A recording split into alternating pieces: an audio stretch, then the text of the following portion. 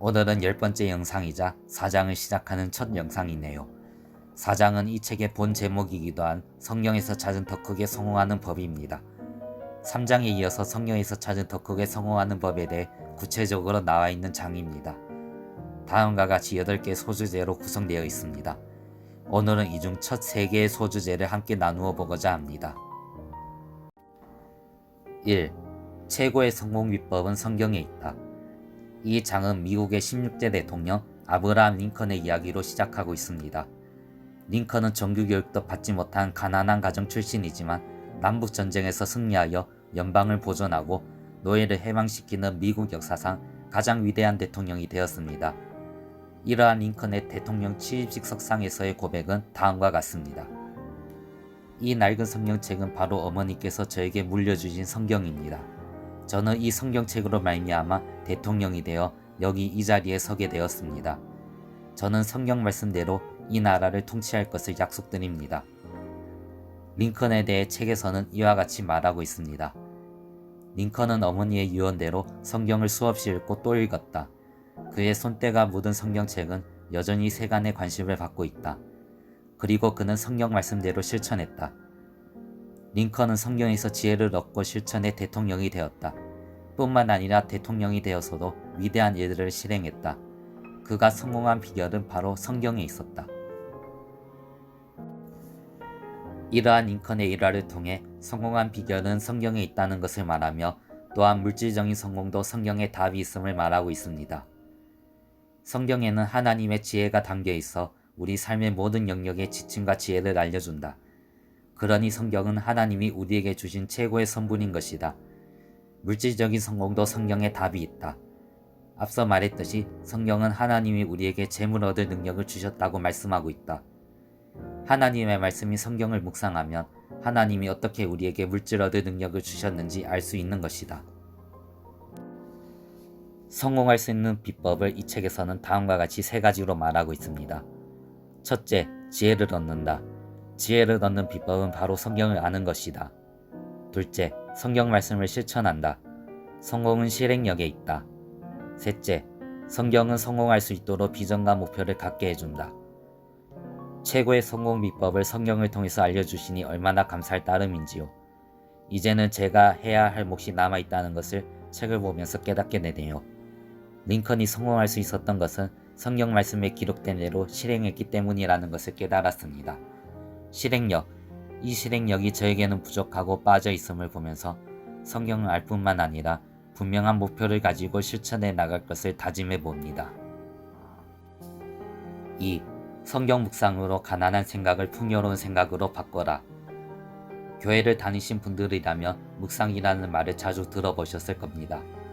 이 장은 다음과 같이 시작하며 성경 묵상의 중요성을 이야기하고 있습니다. 성경 잠언에서는 이렇게 말씀한다.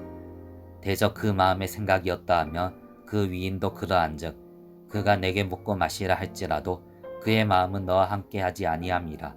잠언 23장 7절. 이 말씀은 한 사람이 생각하는 방식이 그 사람의 됨됨이를 만드는 중요한 역할을 한다는 것이다.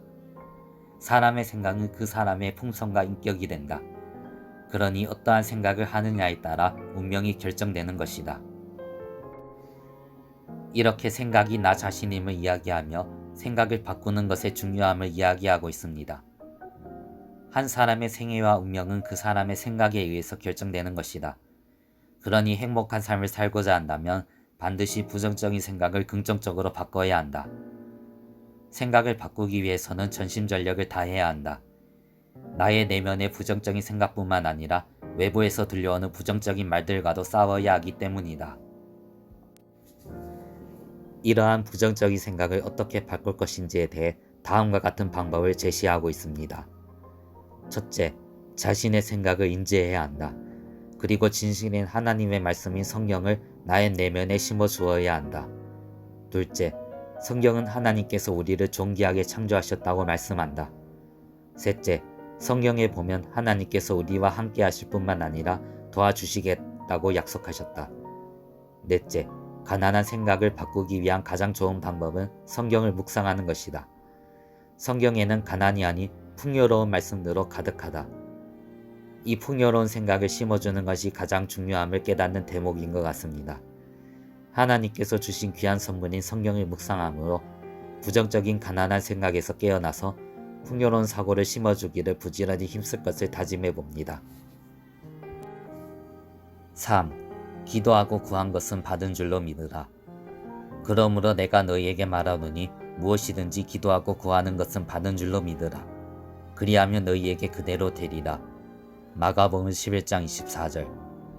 무엇이든지 기도하고 구하는 것은 받은 줄로 믿을 때 그대로 된다고 말씀하셨다. 지금 내가 누리고 있는 모든 축복은 기도 응답의 결과이다. 이 책에는 믿음의 기도를 통해 일어난 놀라운 일들에 대한 이야기들이 기록되어 있습니다.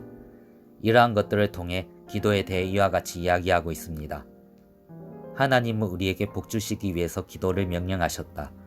그런데 부정적인 생각과 의심으로 기도하면 응답이 되더라도 그 과정이 고통스럽다. 이게 기도한다고 되겠어?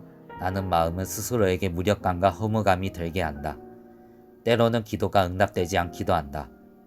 기도 응답의 최고의 적은 의심과 불신이다. 그래서 하나님께서는 성경을 우리에게 주신 것이다.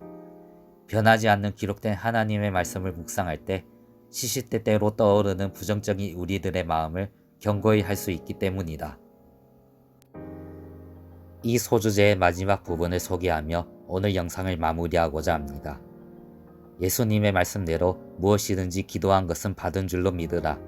그러면 그대로 될 것이다. 이왕이면 크게 구하자. 하나님께 불가능이란 없다. 우리의 작은 생각으로 하나님을 제한하지 말자. 기도하는 그대로 될 것이다. 하나님은 성경을 통해 우리에게 이렇게 말씀하신다. 내 입을 크게 열라. 내가 채우리라. 시편 81편 10절. 복 주시기 위해 기도를 명령하셨다는 하나님의 메시지를 책을 읽으면서 강하게 도전해 주심을 깨닫습니다.